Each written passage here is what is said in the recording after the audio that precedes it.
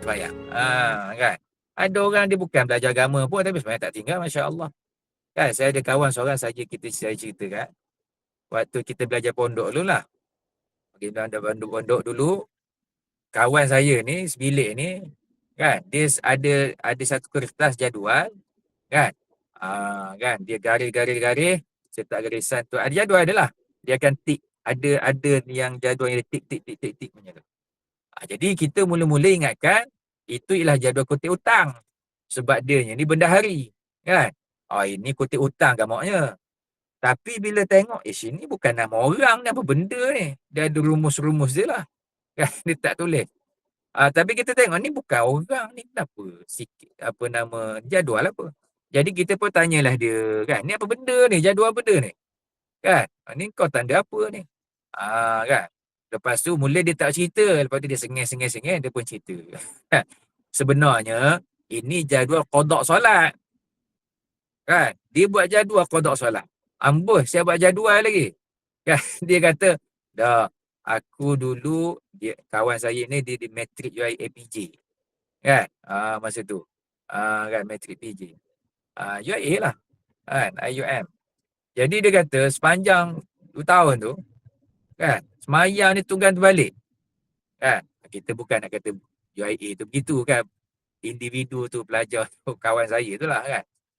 Jadi dia kata bukan tak semayang langsung, semayang.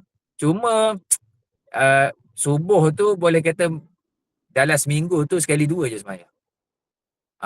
Kalau Zohor apa semua, kalau baik lewat tak banyak dia tak semayang. Jadi dia dah taubat. Jadi bila nak qadakkan balik, payahlah nak kira macam mana. Kan aku mula-mula buat subuh, duk subuh panjang qadak je. Dah subuh 2 rakaat je. Lepas tu mula tak ingat ini hari ke berapa, dah berapa kali, Allah kena ulang balik. Jadi dia payah sangat, dia buat betul jadual sepanjang 2 tahun tu, berapa hari apa semua, setiap kali dia buat dia tik tik tik tik. Waktu saya tengok tu dah separuh dah ditanda, masya-Allah. Mana kata yang solat setahun itu dah selesai dah. Tinggal sikit lagi masa tu. Masa tu ialah tahun 2009. Kan? Berapa belas tahun lepas. Baik, kata ceritanya kan, kalau pun solat tu banyak ditinggalkan, tetap kita tanamkan azam, pasangkan niat, rajinkan diri, selesaikan solat. Sebab itu hutang dengan Allah Ta'ala. Orang hutang kita marah tak bayar? Marah. Pada orang tu hutang RM10 je. Dah. Kau hutang aku dah 2 bulan. Aku nak pakai duit juga. Minta maaf lah, minta maaf. Minta maaf juga. Duitnya mana? Kan? Kalau dapat duit, orang tu tak minta maaf pun kita dah suka dah. Betul tak? Orang tu tak minta maaf pun. Dah, ni duit RM10. Kita pun dah lega dan kita dah tak marah pun dekat dia. Betul tak? Jadi tu dengan Tuhan. Selesaikan urusan dengan Tuhan, barulah Tuhan selesaikan urusan dengan kita. Kita tak selesai urusan dengan Tuhan, macam mana Tuhan nak bantu kita? Macam mana Tuhan nak kabulkan doa kita? Macam mana Tuhan nak permudahkan, lancarkan urusan kita? Itu sedikitlah bebelan pagi ni. Baik. Kembali kita sebutkan lagi tadi, tiap-tiap orang yang beramal dengan tiada ilmu, maka amal itu dibalikkan dengan makna kata dia tolak, tak diterima. Sebab bila ilmu ni tak cukup, maka ibadatnya pun tak cukup lah. Dan nak tahu ilmu cukup ke tak cukup, kena tanyalah orang yang berilmu. Jangan tanya orang tak berilmu. Ini satu lagi penyakit. Kita geram sungguh ini. Kamu dah habis belajar belum? Saya dah habis belajar. Macam mana kamu tahu kamu dah habis belajar? Saya lah yang tentukan saya habis belajar. Sudah. Kalau macam tu, masuk universiti, tak payah tanya lecturer lah. Kan? Dia ambil buku, dia belik-belik-belik. Kan? Terus je dia mendakwa, saya ni dah tahu semua ilmu tentang kos saya. Tapi bila tanya, kan, kamu exam macam mana? Exam saya ada 5 paper kena repeat tak? Kan? Ataupun teruk lagi tu, kena drop terus, buang terus. Kan? Tapi dia mendakwa dia mengetahui tentang ilmu dia. Dah macam mana?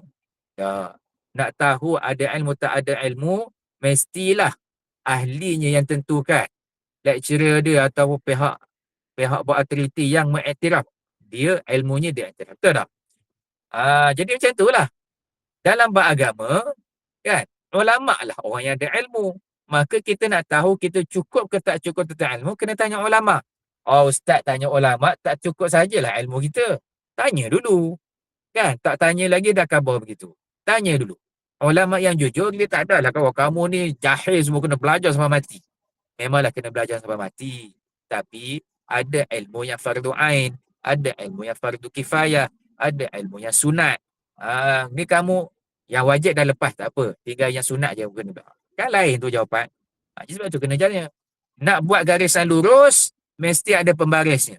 Barulah lurus garisan. Nak akidah yang lurus, nak ibadah yang lurus, garisan ni ialah syariat, yang menjaga ni ialah para nabi dan pewaris ni, iaitu para ulama. Right. Jadi orang yang tak ada ilmu beramal, ibadah dia tolak. Nak tahu kita ada ilmu tak ada ilmu, pembaris kita ialah ulama, orang ahli ilmu. Baik. Kemudian dia sebut lagi, adapun dalil wajibnya segala ilmu yang tersebut itu ialah hadis Nabi SAW, talabul ilmi faridatun ala kulli muslimin. Jadi ini nasnya, dalilnya. Apa dalil kita wajib belajar ilmu? Hadis Nabi SAW. Menuntut ilmu wajib atas setiap orang Muslim. Oh Ustaz, Muslim je wajib, Muslimah tak wajib lah. Kan? Sebab tu dalam memahami teks hadis, dalam memahami teks Al-Quran, kan? Bukan dengan fahaman kita, tapi dengan fahaman ahlinya. Fas'alu ahla dzikri in kuntum la ta'lamun. Kalau kamu tak tahu, tanyalah orang yang mengetahui. Jangan tanya member kamu yang pening-pening, tapi nanti dapat jawapan pening. Ini Tok Guru saya lah selalu pesan, kan? Kamu kalau nak tanya, tanyalah Ustaz, tanyalah Tok Guru. Ini kamu pening, tanya member yang pening. Jawapan pun keluar pening. Jawab. Tak? Teguran dia. Ini kita nak minta nasihat, kan? Putus cinta. Tanya member kita pun putus cinta juga. Lah. Tanyalah orang yang dah berkahwin, kan? Tanyalah yang dah berjaya dengan cintanya. Nah, kurang lebih begitulah perumpamaannya. Ini Frah Nongge manja. Nah. Baik. Jadi hadisnya beritahu, hadis riwayat daripada Imam Baihaqi, kan, bahawa menuntut ilmu wajib. Jadi dalam syarah hadis sebut, ilmu apa yang wajib? Ilmu yang perbuatannya wajib, iaitu ilmu syariat, tauhid, fiqh dan tasawuf, iman, Islam dan ihsan. Kerana tiga tu yang disebut oleh Sayyidina Jibril pada Rasulullah SAW. Faridah, wajib, bukan sunat. Ala kulli muslim, atas tiap-tiap muslim. Ini jawapan kita nak bagi tadi persoalan yang muslimah tak wajib ke? Dalam bahasa Arab, kan, ada kaedah ala taghlib. Taghlib ni maksudnya yang memenangi, ataupun kebiasaan. Jadi kebiasaannya bila sebab muslim tu termasuk juga muslimah. Buktinya dalam Al-Quran, bila mana menyebut tentang balasan syurga, balasan neraka, Allah Ta'ala akan sebut apa? Contohnya, contoh? Dalam surah Al-Bayyinah, juzuk 30, ada satu surah yang juzuk Wadduha ke bawah tu, ayat lazim ke bawah tu, yang pendek, surah pendek-pendek tu, ada satu surah yang panjang. Lam yakunil ladina kafaru.